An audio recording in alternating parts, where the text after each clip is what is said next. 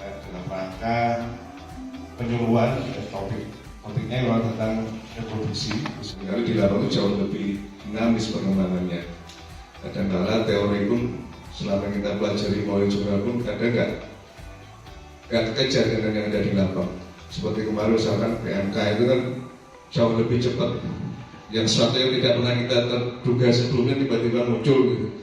Nah sehingga dosen juga perlu ke lapang untuk mengetahui dan juga mengaplikasikan ilmunya. Berikan ilmunya kepada kami selaku peternak yang sepertinya ingin frustasi mengatasi masalah reproduksi.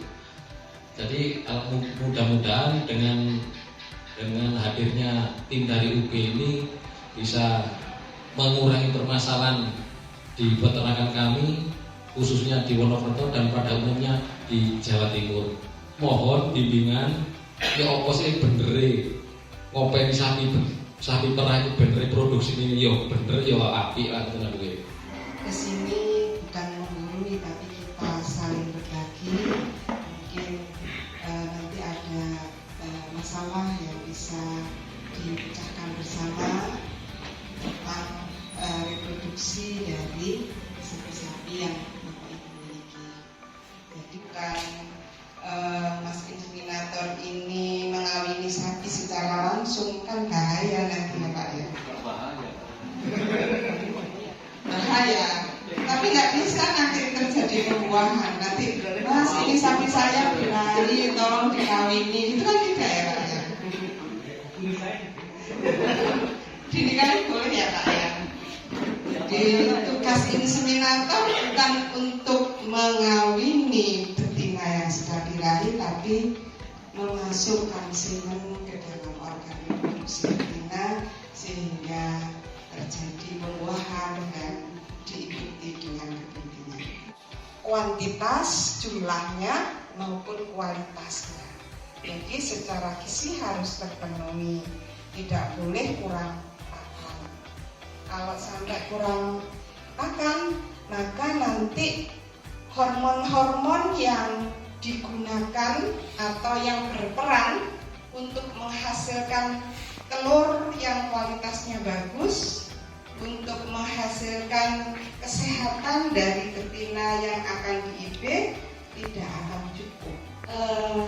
Harus dijaga kebersihan di kandangnya, ventilasinya harus cukup, kemudian sirkulasi udaranya juga harus bagus supaya kandang di mana tempat betina itu hidup itu bersih, kuman bisa ditekan sesedikit. Dari sapi-sapi yang sudah di-IB di sini tinggi,